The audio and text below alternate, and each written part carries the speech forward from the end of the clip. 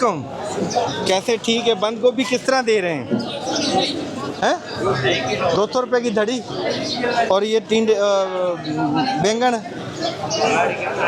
400 रुपये की धड़ी। बहुत स्लो बोलता है खान, पता ही नहीं चलता। करेला किस तरह? करेला कितने? 600 रुपये। 600 रुपये की धड़ी जी करेले की। और ये तोरी 250 रुपये।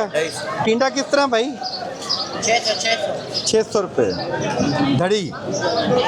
और ये भाई ठिप्पर किस तरह? 250 रुपये की धड़ी। क्या नाम है इसका? फ्रेश बीन है। बीन किस तरह?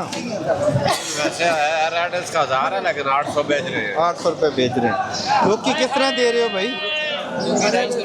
हैं 250 रुपये। हरी मिर्चें किस तरह भाई?